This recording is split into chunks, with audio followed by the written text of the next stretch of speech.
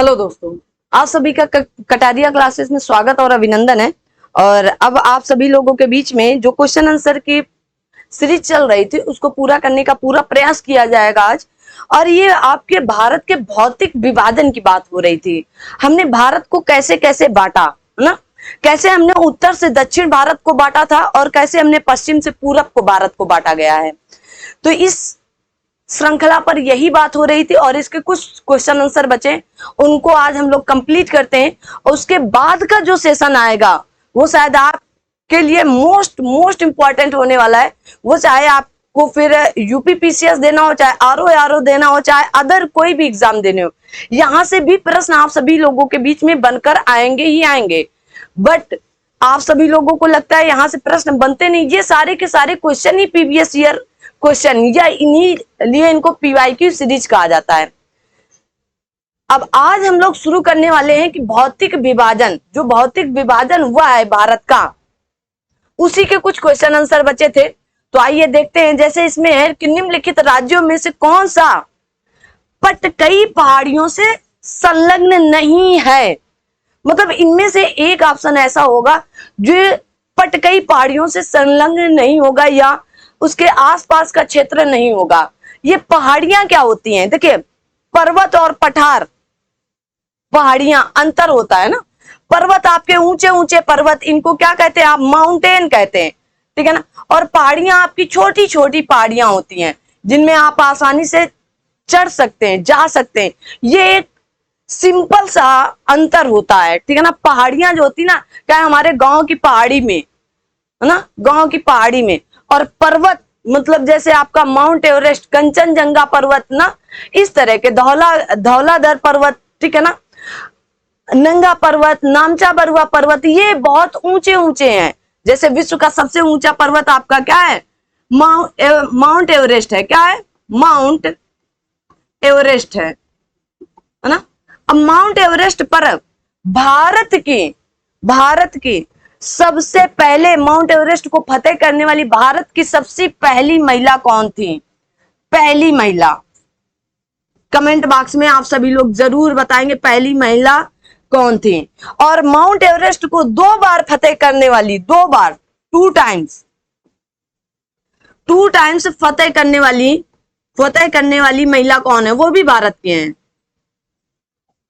भारतीय महिला कौन है? लिख लो ऐसे, भारतीय महिला कौन है, ठीक है ना, बताएं। कमेंट बॉक्स में इन दोनों के उत्तर आप जरूर देंगे। अब उसी तरह पटकई पहाड़ियां हैं कुछ जो अलग अलग क्षेत्रों में बटी हुई हैं। कहा गया नागालैंड में, मणिपुर में, त्रिपुरा में और मिजोरम में। आप जब भारत का मानचित्र देखते हैं या मैप देखते हैं, है ना, एटलस आप अपने पास जरूर रखें, जरूर से जरूर रखें। और हमेशा अपडेटेड एटलस रखें। माना कि मानचित्र में पुराने से पुराना मानचित्र आपको देखने में और लाभ होता है ना। आप उसकी कहानी, आप उसका इतिहास जान सकते हैं। लेकिन लोगों के सामने अगर पुराना एटलस या पुराना मानचित्र भारत का लगा दिया जाता है तो उनको ऐसा महसूस होता है, अरे ये तो हमारा भारत है ही नहीं, इसको क्यों लगाया गया ना। ऐसा नहीं है, हमारा ही भारत, कभी अखंड भारत आप देखेंगे तो आपको लगेगा। अब आप देखेंगे कि ये पहाड़ी कहां तक फैली हुई है। आप अपने मैप में कौन सा मैप खोलेंगे, आप देखेंगे जा करके जहां पर आपको पूर्वोत्तर भारत दिया गया है वहां पर जाएं, उत्तर पूर्वी राज्य जो दिए गए हैं वहां पर जाएं, ठीक है ना। तो अगर एटलस आप ये वाला ले रहे हैं तो पेज नंबर 17 पर दिया गया है। कहां पर? पेज नंबर 17 पर दिया गया है। आप यहां पर देखेंगे जो पटकई पहाड़ियां, ये देखो पटकई बुम पहाड़ियां, यही पूछा गया। पटकई पहाड़ियां तो कहां कहां फैली हुई हैं? तो नागालैंड में तो है ही, नागालैंड में आपके हैं। त्रिपुरा में होंगी कि नहीं होंगी? अब आप कमेंट बॉक्स में कमेंट करके फटाफट बताएं। तो नागालैंड में है, मणिपुर में है, मिजोरम में है, लेकिन त्रिपुरा आपका नहीं है। देखिए ऐसे है नागालैंड, ऐसे है नागालैंड, फिर मणिपुर और फिर आपका मिजोरम, ठीक है। क्या है? मिजोरम, क्योंकि मिजोरम त्रिपुरा और मिजोरम से कर करेगा। तो ऐसे आपका पटकई बूम पहाड़ियां फैली हुई हैं। आप अपने मानचित्र में देखें, एटलस लेकर बैठे, कोई भी एटलस हो आप लेकर बैठे बस ना, चाहे कई प्रकार के एटलस आते हैं ना, इसलिए। तो आपका यहाँ पर सही उत्तर क्या होगा कि त्रिपुरा पहाड़ियों पर या त्रिपुरा में ये नहीं होंगी। लेकिन मिजो पहाड़ियां अगर आप देखेंगे कि मिजो पहाड़ियां, ये है मिजो पहाड़ियां, ये तो मिजो पहाड़ियां त्रिपुरा से फैली हुई है। कौन सी? मिजो पहाड़ियां, लिख लो। मिजो पहाड़ियां जो हैं वो त्रिपुरा में फैली हुई हैं। अब आपको ये चीजें मैप में देखने को मिलेंगी तो मैप लेकर बैठो। आगे बढ़ते हैं। अगला प्रश्न है, पीर पंजाल श्रेणी पाई जाती है अरुणाचल प्रदेश में, पंजाब में, जम्मू कश्मीर में या उत्तराखंड में?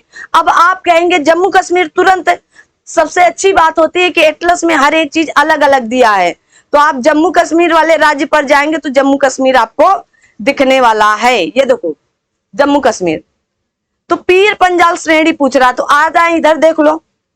तो आपने पूछा पीर पंजाल, तो सबसे ऊपर आपको क्या दिख रहा है? यहां पर देखेंगे आप अपने मैप पर देखते हुए चले तो सबसे पहले मैंने कहा काराकोरम, काराकोरम श्रेणी दिखेगी, फिर आपको लद्दाख श्रेणी दिखेगी, फिर आपको जास्कर श्रेणी दिखती है, जास्कर श्रेणी, और फिर आपको पीर पंजाल श्रेणी दिखती है जो पूछा गया है। तो कहां पर होगी पीर पंजाल श्रेणी? आप कहेंगे जम्मू कश्मीर में। कहां पर होगी? तो आप कहेंगे जम्मू कश्मीर में है। देखो ये आपका क्या है? ये आपका जम्मू कश्मीर, और ये आपकी पीर पंजाल श्रेणी जा रही है जम्मू कश्मीर हिमाचल प्रदेश होते हुए। आपकी पीर पंजाल श्रेणी यहीं पर है, याद रखें। मैप लेकर बैठो, हर एक चीज क्लियर आपके दिमाग में बैठती चली जाएगी। आगे बढ़ते हैं। अगला प्रश्न है, कहा गया अटल टनल, अटल टनल से संबंधित निम्नलिखित कथनों पर विचार कीजिए, उनमें से कौन सा सही है? तो आइए बात कर लेते हैं पहले अटल टनल पर। इसका निर्माण सीमा सड़क संगठन, सीमा सड़क संगठन द्वारा किया गया है। बिल्कुल सही बात है, किया गया है। कहा गया ये मनाली और लाहौल स्पीति घाटी को जोड़ने का काम कर रहा है। कौन? अटल टनल। क्यों किया जा रहा है? क्योंकि कहा जाता है कि ठंडियों में ये मार्ग बंद हो जाया करता था, इतना बर्फबारी होती थी कि कोई भी सामान या ये टनल जो था, ये मार्ग जो था वो बंद हो जाता था ना, आने जाने में बहुत बड़ी समस्याएं होती थी। तो बिल्कुल सही बात है कि ये आपके मनाली, मनाली कहां पर है कमेंट बॉक्स में बताएं। मनाली से लाहौल स्पीति घाटी को जोड़ता है। यह हिमालय पीर पंजाल पर्वत श्रेणी या श्रृंखला के मध्य स्थित है और यह भारत के लिए कहा गया है सामरिक दृष्टि से महत्वपूर्ण है। जल्दी से बताएं कौन सा कमेंट आपके लिए सही होगा, जल्दी से। कहा गया केवल एक और दो, 1 2 3, कहा गया 1 2 4 या 1 2 3 4, चारों बातें सही होंगी। इसकी लंबाई आप देखेंगे तो कितनी है? 9.02 किलोमीटर है। पूरी इसी तरह याद कर लो जैसे है, 9 पॉइंट है ये, ठीक है ना। क्योंकि आप लोग बड़ा भाई कमेंट करते हैं कि मैप नहीं अच्छा लगा, फलान नहीं अच्छा। अरे आपको पढ़ने से मतलब है कि अच्छा और बुरा से मतलब है? अभी कोई, मैं बात कर रही हूं, आप ही की कर रही हूं। अगर कोई यही चीज जो इसी पीडीएफ पर जो मैप लगा है किसी और ने लगाया होता, खुलकर कह रहे हैं किसी बड़े चैनल ने लगाया होता, आप चू से चाह नहीं करते, कहते इसके पीछे कोई ना कोई रीजन होगा, है ना। छोटे चैनल अभी छोटा है ना, कभी भविष्य में तो बड़ा होगा ना, तो कम से कम आप सोच समझ कर बोले। बहुत से टीचरों को मैंने देखा है, अगर मैं नाम लूंगी तो आप भी कहेंगे कि आप तो किसी से तुलना भी कर रही हैं। फिर टीचर किस बात की तुलना नहीं कर रहे हैं बच्चा, तुलना कभी किसी टीचर की ही नहीं जा सकती है, किसी की भी, किसी से भी, क्योंकि टीचर अपने आप में एक टीचर ही होता है, ठीक है ना। आपके पास हमसे ज्यादा ज्ञान होगा क्योंकि आप हर विषय के ज्ञाता हैं, हर सब्जेक्ट के, आपको हर चीज पढ़नी है। हमने तो हमारा जो सब्जेक्ट होगा हम उसी पर ज्ञाता होंगे, हम उसी को पढ़ रहे हैं बाई मिस्टेक ना, क्योंकि मेरे पास कई सब्जेक्ट है। मैं जैसे यहाँ पर ज्योग्राफी पढ़ाती हूँ, कहीं मैं पॉलिटी भी पढ़ाती हूँ, यूपी स्पेशल भी पढ़ाती हूँ मैं, ठीक है, करंट अफेयर भी, तो कई फैक्ट चलते रहते हैं, है ना। तो इस वजह से तो आप सभी लोग जुड़े और आरओ में फतह हासिल करें एकदम। आपके बीच में नोटिफिकेशन भी आ चुका है और ये चीज करें, तुलना नहीं करें भाई, है ना, कि आपने मैप सही, आपको मैप सही लगाने में पागल होती ही है, ये कौन सी बात होती है। आपको ज्ञान मैंने नहीं बताया हूं, आपको चीजें मैंने नहीं मतलब मैप में ऐसा कुछ था नहीं कि आप मैप गलत हो, वो भारत का ही मैप है, कहीं बाहर का नहीं था, ठीक है। बताएं। मैंने कहा कि अटल टनल की जो लंबाई हो 9.02 किलोमीटर है। एकदम इसी तरह इसको याद करके रखें। पूर्वी पीर पंजाल श्रेणी में स्थित है। कहां पर है? पूर्वी पीर पंजाल श्रेणी में स्थित है, यह भी बात सही है। यह भारत के लिए स्मारक दृश्य महत्वपूर्ण है। यह मनाली और आपके लाहौर स्पीति को घाटी को जोड़ता है। इसका निर्माण सीमा सड़क संगठन कर रहा है। तो ऑप्शन नंबर डी एकदम सही बात हो गई। अच्छा, इसका निर्माण शुरू किसने करवाया था? तो कहा जाता है कि आपके कौन, डॉक्टर अटल बिहारी वाजपेयी ने इस टनल की पहुंच सड़क की आधारशिला रखी थी, ठीक है ना, आधारशिला। और 3 अक्टूबर 2020 को और रोहतांग हिमाचल प्रदेश में प्रधानमंत्री नरेंद्र मोदी ने अटल टनल का उद्घाटन किया था, ठीक है। यहां पर जो आपको स्मारक दृश्य महत्वपूर्ण है, तो वर्ष 2002 में प्रधानमंत्री आपके अटल बिहारी वाजपेयी जी ने इस टनल की आधारशिला रखी थी। मोस्ट इंपॉर्टेंट बात है, इसीलिए इसे कहा गया स्मारक या स्मारक दृश्य से महत्वपूर्ण बताया गया, ठीक है ना। तो डी ऑप्शन एकदम सही ऑप्शन है। आइए अगला प्रश्न देखते हैं। अगले प्रश्न में कि अटल सुरंग रोहतांग हिमाचल प्रदेश की लंबाई कितनी है? तो 8.02 किलोमीटर, 10.02 किलोमीटर, 9.02 किलोमीटर या 11.02 किलोमीटर। तो आप देखेंगे मैंने पहले ही बता रखा है इसकी कि 9.02 किलोमीटर है। बिल्कुल आप इतना याद कर लें, और ये पूछा जाता है, कई बार पूछा भी गया है, ठीक है। आइए आगे बढ़ते हैं। कहा गया निम्न हिमालय पर्वत श्रेणियों में से किस पर्वत श्रेणी को अटल टनल पार करती है? जास्कर श्रेणी को, लद्दाख श्रेणी को, या आपकी पश्चिमी पीर पंजाल को, या पूर्वी पीर पंजाल को? तो अभी मैंने बात की कि ये कहां पर है? पूर्वी पीर पंजाल पर होगी। कहां पर होगी? तो आप कहेंगे ये आपके पूर्वी पीर पंजाल पर होगी, ठीक है। तो क्या यहां पर पूर्वी पीर पंजाल सही उत्तर माना जाए? तो किसे पार करती है, किसके मध्य? तो आप कहेंगे पूर्वी पीर पंजाल में, ठीक है ना। पेन टपक रहा है, इसका मतलब क्वेश्चन आएगा लग रहा है। पूर्वी पीर पंजाल में, ठीक है। आगे बढ़ते हैं। अगला क्वेश्चन है किन दो पर्वत श्रेणियों के मध्य कश्मीर घाटी स्थित है? मोस्ट इंपॉर्टेंट, खूब पूछा जाता है आपका कश्मीर घाटी। कहा गया लद्दाख एवं जास्कर श्रेणी के मध्य, बृहत हिमालय व पीर पंजाल श्रेणी के मध्य, बृहत हिमालय व जास्कर श्रेणी के मध्य, काराकोरम व लद्दाख श्रेणी के मध्य। अब फटाफट आप सभी लोग बताएंगे कि भारत के जम्मू कश्मीर जो अभी आपका 31 अक्टूबर 2019 को क्या बन गया है? यूटी बन गया, यूनियन टेरिटरी बन गया, या केंद्र शासित प्रदेश बन गया, जिससे वर्तमान में हमारे यहाँ 8 यूनियन टेरिटरी हैं। कितनी? 8, ठीक है ना, याद रखेंगे, ये भी पूछा जाएगा आपसे। अब बताएं किसके बीच में कश्मीर घाटी स्थित है? जल्दी से, ठीक है। केंद्र शासित प्रदेश है और कहा जाता है कश्मीरी घाटी या कश्मीर घाटी आपके कहां पर होगी? तो आप कहेंगे उत्तर पूर्व में बृहत हिमालय और दक्षिण पश्चिम में पीर पंजाल श्रेणी है। तो बृहत हिमालय और पीर पंजाल श्रेणी के मध्य स्थित है। बृहत हिमालय और पीर पंजाल श्रेणी के मध्य स्थित है कौन सी? कश्मीर घाटी। आपकी बृहत हिमालय और पीर पंजाल श्रेणी के मध्य कौन सी स्थित है? कश्मीर घाटी स्थित है। याद रखिएगा, पूछा जाता है, पूछा गया है, पूछा जाएगा। कहा गया कश्मीर घाटी स्थित है तो पीर पंजाल और हिमाद्री पर्वत श्रेणियों के मध्य में है। कहा गया कांगड़ा और धौलाधर, तो धौलाधर आप कहां चले जाएंगे, है ना, धौलाधर तो आप जा ही नहीं सकते। सबसे इंपॉर्टेंट है आपके पीर पंजाल हिमाद्री पर्वत श्रेणियों के मध्य स्थित है, ठीक है। ये अब एक ही क्वेश्चन कई प्रकार से बनाकर पूछा गया है। अब घाटी क्या होती है आप ये भी पूछ सकते हो। घाटी, है ना, आप घाटी बनाते हो तो क्या बनाते हो? घाटी, यू आकार की घाटी, है ना। जो आपके बड़े बड़े जैसे नदी पहाड़ पर्वत आते हैं तो क्या बना जाते हैं? घाटियां बना जाते हैं, उन्हीं को घाटी कहा जाता है। जैसे नदियां घाटी बनाती हैं, यू आकार की घाटी। निम्नलिखित में से कौन अक्साई चीन का भाग है? अक्साई चीन किधर होगा? चीन की तरफ का। चीन इस पर क्या कर रखा है? कब्जा कर रखा है ना। हमारे भारत का जो लद्दाख वाला क्षेत्र आप देखेंगे, इधर वाला क्षेत्र जो आता है तो अक्साई चीन के अंतर्गत आता है, ठीक है ना। तो कहा गया काराकोरम श्रेणी के मध्य, शिवालिक श्रेणी के मध्य, कश्मीर घाटी के मध्य या लद्दाख पहाड़ पठार के मध्य, बताएं किसके अंतर्गत आएगा? अक्साई चीन। तो आप कहां बता सकते हैं? लद्दाख में, तो लद्दाख पहाड़ के पठार के अंतर्गत आएगा। मतलब हमारा जो लद्दाख पठार है वो अक्साई चीन का भाग है, ठीक है ना। अक्साई चीन का भाग कौन है? शायद लद्दाख पठार है।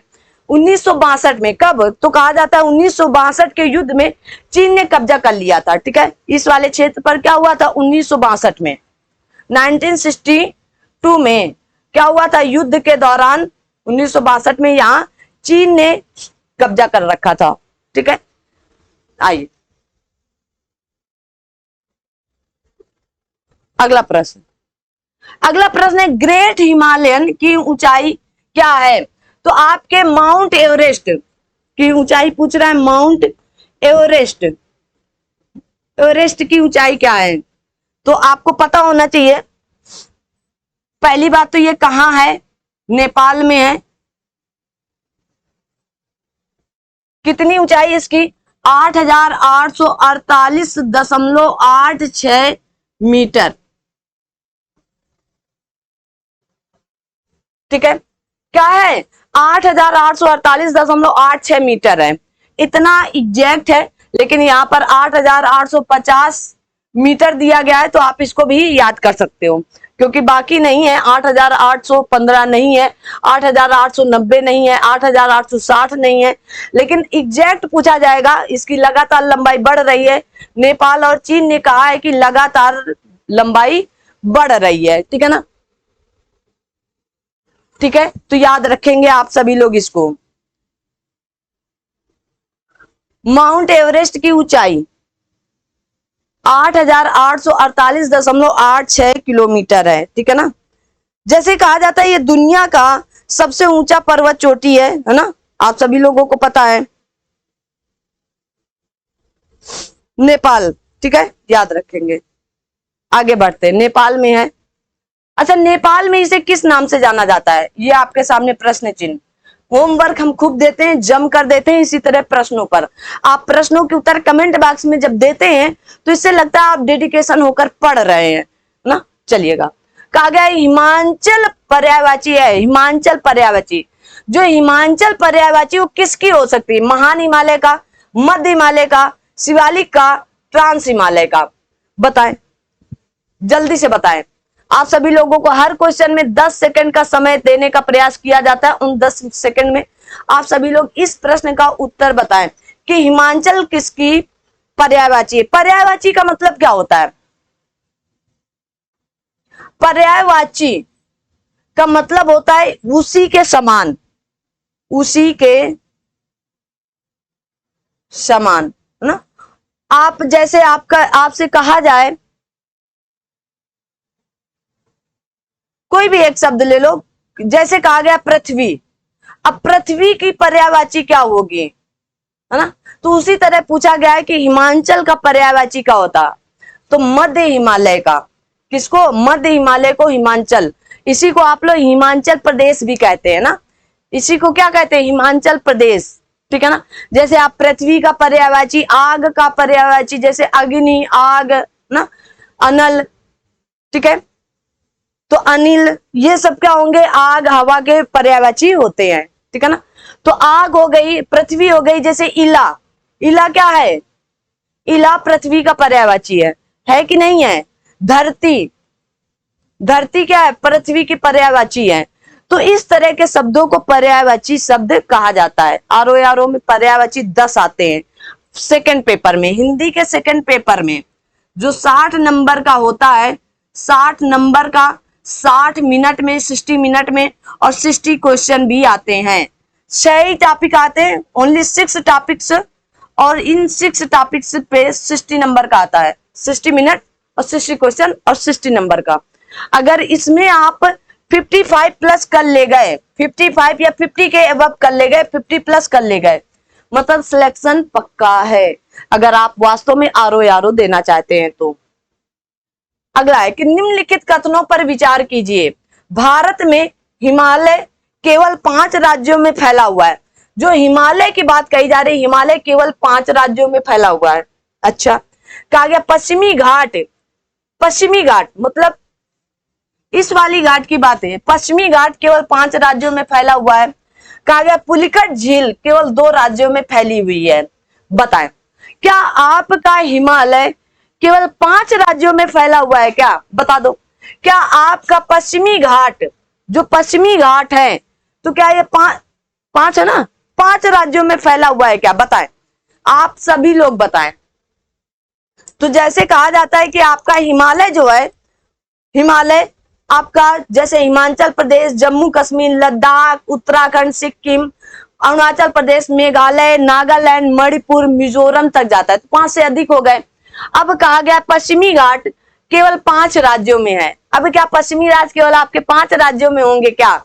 नहीं है 5 राज्यों में। आप देखेंगे पश्चिमी राज्य यहां से शुरू हो जाते हैं। बताएं, गुजरात, महाराष्ट्र, गोवा, कर्नाटक, तमिलनाडु, केरल, तमिलनाडु। ठीक है ना? तो 5 नहीं 6 राज्यों में हो जाता है। 1 2 3 4 5 6, 6 राज्यों में। तो ये भी बात गलत हो गई। ठीक है ना? कहा गया पुलिकट झील केवल 2 राज्यों। Very good. पुलिकट झील क्या है? तमिलनाडु, तमिलनाडु, और इसके ऊपर ये आपका तमिलनाडु है, और इसके ऊपर आप देखेंगे तो आंध्र प्रदेश है। क्या है? आंध्र प्रदेश। भाषाई आधार पर बना पहला राज्य था आंध्र प्रदेश। ठीक है ना? तो क्या होगा? केवल और केवल 3 ऑप्शन सही है। क्या होगा? केवल और केवल 3 ऑप्शन सही है। पश्चिमी घाट जैसे मैंने बताया गुजरात, महाराष्ट्र, गोवा, कर्नाटक, तमिलनाडु और केरल के राज्यों में फैला हुआ है। ये 6 राज्यों में है। और पुलिकट झील आपकी तमिलनाडु और आंध्र प्रदेश में फैली हुई है। तो केवल और केवल बी ऑप्शन बिल्कुल सही है। यहीं पर पुलिकट झील जैसे अगर आपसे पूछा जाता कोलेरू झील, पुलिकट झील की जगह कोलेरू झील लिखा जाता और कहा जाता है 2 राज्यों, तब ये गलत हो जाता, क्योंकि केवल और केवल ये आंध्र प्रदेश में है। ठीक है? पुलिकट झील और कोलेरू झील और पुलिकट झील आपके 2 राज्यों पर है। ठीक है? याद रखिएगा। अगला क्वेश्चन, कहा गया हिमालय पर्वत श्रेणियां निम्नलिखित में से किस राज्य का हिस्सा नहीं है? देखिएगा, हिमालय पर्वत श्रेणियां ऐसे जाती हैं। अब ऐसे तो ऊपर से आएंगे जम्मू कश्मीर, इधर से जाएंगे तो जम्मू कश्मीर, लद्दाख, हिमाचल प्रदेश, है ना, और उत्तराखंड। उत्तराखंड के बाद आप देखेंगे यहाँ आपका सिक्किम पड़ता है। क्या पड़ता है? सिक्किम। ये उत्तराखंड से ऐसे सिक्किम, क्योंकि इधर तिब्बत वाला और नेपाल वाला क्षेत्र आ जाता है, सिक्किम। और सिक्किम के बाद देखेंगे अरुणाचल प्रदेश, नागालैंड, मणिपुर और मिजोरम तक जाती है। लेकिन आपके उत्तर प्रदेश से हिमालय पर्वत श्रेणियां नहीं जाती हैं, ये याद रखें आप। ठीक है? उत्तर प्रदेश से आपकी हिमालय पर्वत श्रेणियां नहीं जाती हैं। मैंने आपको दिखा दिया बना करके। भारत में निम्नलिखित में कौन सी श्रेणी नवीनतम, मतलब नई नई बनी है? अरावली पुरानी है, विंध्याचल श्रेणी पुरानी है, हिमालय श्रेणी नई है, पूर्वी घाट पुराना है कि नहीं है? अब आप भी कुछ बताते जाएं, पता चले हम ही केवल बताते जाएं। फटाफट बताएं। देखो, अरावली श्रेणी घिसा पिटा अब पर्वत हो चुका है, जो राजस्थान में है। सिर्फ राजस्थान में क्या अरावली पर्वत श्रेणी है क्या? राजस्थान, गुजरात और आपके थोड़ा दिल्ली में भी है।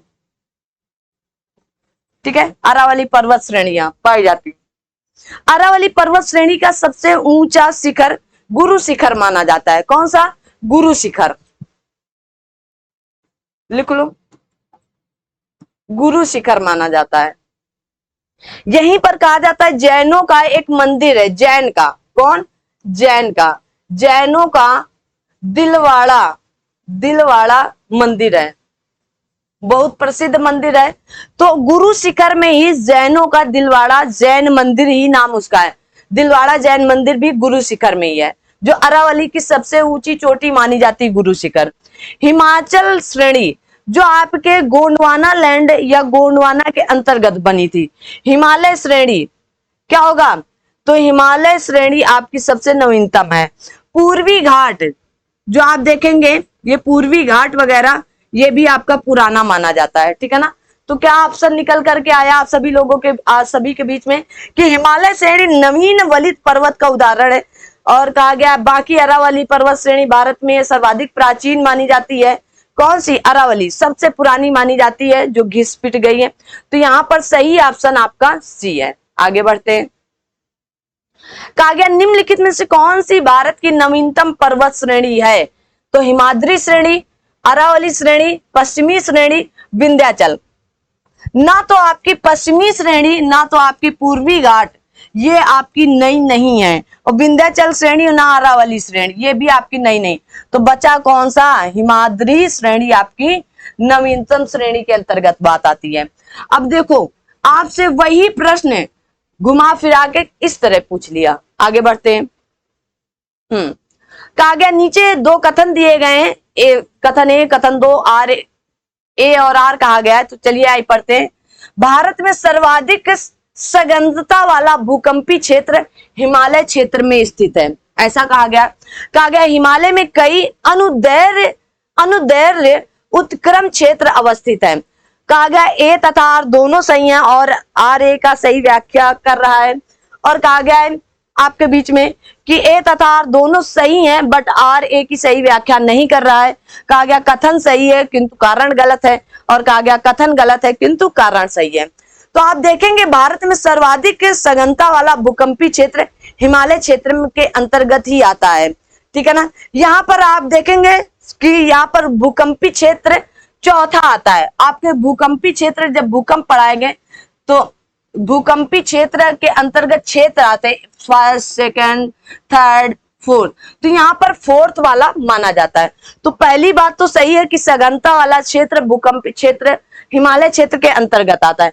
हिमालय में कई अनुदैर्घ्य उत्क्रम क्षेत्र पाए जाते हैं, बिल्कुल दोनों बातें सही हैं और एक दूसरे की व्याख्या भी कर रहे हैं, ठीक है ना। तो क्या कर रहे हैं? एक दूसरे की व्याख्या भी कर रहे हैं। हिमालय में कई अनुदैर्घ्य उत्क्रम या भ्रंश घाटी दरार पाए जाते हैं। दक्षिण से उत्तर बढ़ने में आप देखेंगे जैसे मेन फ्रंट थ्रस्ट पाया जाता है, तो आप देखेंगे मेन बाउंड्री फॉल्ट पाए जाते हैं। कई चीजों के अंतर्गत ये चीजें आती हैं। तो यहाँ पर आपके अनुदैर्घ्य उत्क्रम क्षेत्र पाए जाते हैं। तो दोनों बातें एकदम सही हैं। जब भूकंप वाला पढ़ाएंगे ये तो आपके बताया गया है क्योंकि ये क्षेत्र को अलग किया जा रहा है, भौगोलिक विभाजन है। तो जब भूकंप अलग से एक चैप्टर ही है उस पर आपको पढ़ाएंगे कैसे भूकंप आते हैं, भूकंप कैसे निकलते हैं, भूकंप से क्या टकराता है, जल टकराता है कि यूं ही भूकंप आ जाता है।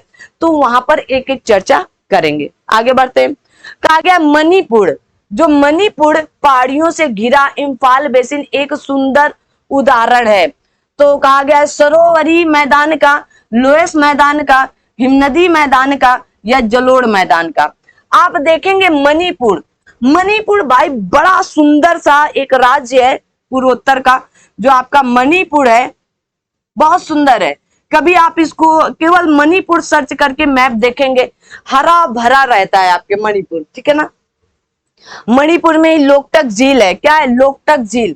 लोकटक झील देखने लोग जाते हैं। क्या करते हैं? लोकटक झील देखने जाते। क्यों? क्योंकि इसी लोकटक झील पर केबुल लामजाओ राष्ट्रीय उद्यान है। क्या है? राष्ट्रीय उद्यान है। इसी के लिए ये पर्यटन स्थल भी बना रहता है, मतलब लोग आते जाते हैं घूमने। तो राष्ट्रीय उद्यान है। तो ये क्या है? एक तैरता हुआ राष्ट्रीय उद्यान है। तैरता हुआ कहां पर? लोकटक झील पर, ठीक है ना। इसलिए लोग मणिपुर खूब घूमने फिरने जाते रहते हैं।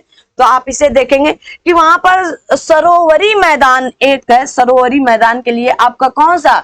इम्फाल बेसिन एक सुंदर उदाहरण किसका बन जाता है? सरोवरी मैदान का बनकर आता है, ठीक है। तो पूर्व में किसी झील के अस्तित्व के कारण तलछट जमाव से निर्मित मैदान सरोवरी मैदान कहलाता है। और पश्चिमी कश्मीर घाटी इम्फाल बेसिन इसके प्रमुख उदाहरण है सरोवरी मैदान के, ठीक है। जैसे आपकी कश्मीर घाटी और आपका इम्फाल बेसिन। आगे बढ़ते हैं। कहा गया हिमालय पर्वत श्रेणी के संबंध में निम्नलिखित में से कौन सा कथन सही है? हिमालय श्रेणी के पर्वत श्रेणी के अंदर कहा गया मुख्य हिमालय की परतदार चट्टानें जीवाश्महीन है। ठीक है। कहा गया लघु हिमालय की परतदार चट्टानों में समुद्री जीव जंतुओं के जीवाश्म मिलते हैं। कहा गया वायु हिमालय या शिवालिक हिमालय में मानव सभ्यता के अवशेष मिले हैं। अब बताएं ऑप्शन क्या सही होगा। केवल एक सही, एक और दो सही है, केवल एक और तीन सही है, केवल दो और तीन सही है, या फिर आप देखेंगे कि एक दो तीन सही है।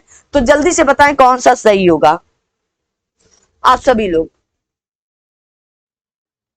तो क्या मुख्य हिमालय की परतदार चट्टानों की जीवाश्महीन है? बिल्कुल नहीं है, जीवाश्म पाया जाता है।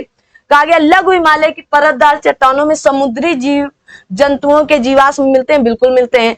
कहा गया बृहद हिमालय वाय हिमालय या शिवालिक हिमालय, वाय मतलब नीचे वाला, या उसी को शिवालिक या गिरिपाद हिमालय या पादी हिमालय के नाम से जाना जाता है। मानव सभ्यता के अवशेष मिले हैं? बिल्कुल मिले हैं।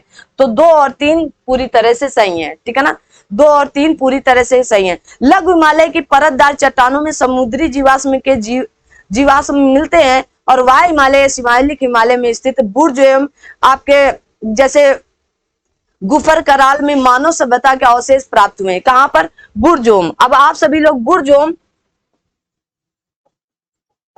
किसके अंतर्गत आता है? शिवालिक हिमालय के अंतर्गत, ठीक है। और आपका गुफ कराल, ठीक है ना, यहाँ मानव सभ्यता के अवशेष प्राप्त हुए हैं, ठीक है ना, याद रखेंगे। तो दो और तीन सही है।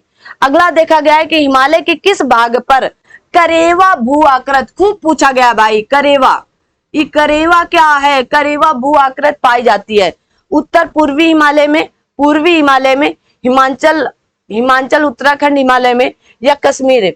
करेवा कहाँ पाया जाता है? ऐसे भी आपको याद होना चाहिए करेवा। जल्दी से बताएं करेवा कहाँ पाया जाएगा। तो हिमालय के कश्मीर हिमालय भाग पर करेवा भू आकृत पाई जाती है। ये तलछट निक्षेप के रूप में पाए जाते हैं। ये क्षेत्र कहा गया जैसे केसर की खेती के लिए, या जफरान, केसर की जाफरान भी कहा जाता है, जाफरान, या इसी को केसर की खेती के लिए जाना जाता है। क्या किया जाता है? जाना जाता है। कौन सा? करेवा क्षेत्र। तो कहां पाया जाएगा? उत्तर पूर्वी हिमालय में पाया जाएगा, उत्तर पूर्वी हिमालय में, या कश्मीर हिमालय में, या हिमाचल उत्तराखंड हिमालय में। तो आप कहेंगे कश्मीर हिमालय की बात हो रही है, ठीक है, याद रखेंगे। आज का शायद ये लास्ट क्वेश्चन, अच्छा लास्ट नहीं है। कैलाश पर्वत निम्न में से किस क्षेत्र में अवस्थित है? सिक्किम में, तिब्बत में, नेपाल में, उत्तराखंड में। याद कर लो, आते हैं प्रश्न यहाँ से। कैलाश पर्वत आपका कहाँ है? तो कैलाश पर्वत आपके तिब्बत क्षेत्र में अवस्थित है, या हिंदू धर्म में पवित्र तीर्थ स्थल के रूप में जाना जाता है। तो कहां पर होगा? तिब्बत में। कहां पर है? तिब्बत में है, ठीक है, याद रखेंगे। कैलाश पर्वत कहां पर है? तिब्बत के क्षेत्र के अंतर्गत आता है। आगे बढ़ते हैं। आगे कहा गया निम्नलिखित पर्वत श्रृंखलाओं में से कौन सी हिमालय पर्वत श्रेणी में अवस्थित है? कहा गया जो ओ अन्नामलाई, कहां पूछा गया है? हिमालय पर्वत, ठीक है ना, जो अन्नामलाई। तो अन्नामलाई कहां जाएगा? तो यहां आ जाएगा, केरल की है। कहा गया लोहित से, या आपका सिरुमाली। अब जहां जहां पर तीन है वो तो किसी भी हाल में नहीं सही है। तो सही क्या होगा? एकदम ऐसे निकालो। अन्नामलाई की पहाड़ियां कहां पाई जाती है? केरल में। कहां पाई जाती है अन्नामलाई की पहाड़ियां? तो केरल में, है ना। और यहीं पर आप देखेंगे पूर्वी घाट और पश्चिमी घाट जहां मिलते हैं उसे क्या कहते हैं? नीलगिरी पर्वत चोटी कहते हैं। और नीलगिरी पर्वत चोटी की सबसे ऊंची चोटी दोद्दा बेट्टा। दोद्दा बेट्टा कहाँ की है? सबसे ऊंची चोटी तमिलनाडु की है, ठीक है, तमिलनाडु की है। तो इस तरह आपके भारत के भौतिक विभाजन की सारी बात हमने कर ली है। और आपका ये हिमालय पर्वत श्रृंखला के अंतर्गत पाए जाते हैं। बी ऑप्शन बिल्कुल सही है। जो आपका चो है, या आपके लियोथ हिमालय पर्वत श्रेणी में अवस्थित है, ठीक है। और ये सब आपके दक्षिण भारत की बात कही जा रही है। तो इस तरह से ये आज से आपका खत्म हुआ। और जैसे मैंने कहा कि अगली क्लास आपके भारत के प्रमुख, लिख लो, एक ही क्लास में भारत के प्रमुख अनुसंधान है, भारत के प्रमुख अनुसंधान संस्थान के बारे में बात करने वाले हैं एक वीडियो में। चाहे वो 1 घंटे में खत्म हो, और उसको वैसे 1 घंटे में नहीं खत्म होगा, है ना, 1 घंटा उसके लिए कम पड़ने वाला है, ठीक है ना, क्योंकि एक जगह आपको देने वाले हैं और इसके अगली क्लास, इसके जैसे ये क्लास जाएगी उसके आगे क्लास में वही आपको दिया जाएगा। तो आज की क्लास हम लोग यहीं तक रखते हैं। अगर आपने अभी तक चैनल को सब्सक्राइब नहीं किया तो सब्सक्राइब कर लें। अगर आपको कोई भी क्वेरी, कोई भी जानकारी लेना है तो आप इस नंबर पर कॉल भी कर सकते हैं। कटारिया क्लासेस को आप ज्यादा से ज्यादा शेयर करें, लाइक करें, सब्सक्राइब करें और अपने दोस्त मित्र तक बताएं, ठीक है ना। तो अब आगे मिलते हैं अनुसंधान संस्थान के साथ, और आपको वहां से हर बार की बात कर रहे हैं, चाहे यूपीपीसीएस हो, चाहे आरओआर हो, चाहे आपका वनडे लेवल का कोई भी एग्जाम हो, 2 से 3 क्वेश्चन, कभी कभी 4 प्रश्न, 2 से 3 प्रश्न, कभी कभी 4 प्रश्न एक साथ और एक ही नंबर का पूछा जाता है, क्योंकि मिलान करने के लिए। केंद्रीय आलू संस्थान कहां पर होगा ना, तंबाकू संस्थान कहां पर होगा, ठीक है, औषधि संस्थान कहां पर होगा, ठीक है, केंद्रीय गन्ना संस्थान कहां पर होगा। तो इस तरह की सारी चर्चा एक ही वीडियो में करने वाले। Thank you so much. आप चैनल को अगर अभी तक सब्सक्राइब नहीं किया, चैनल को सब्सक्राइब कर लें। Thank you so much. जय हिंद, जय भारत।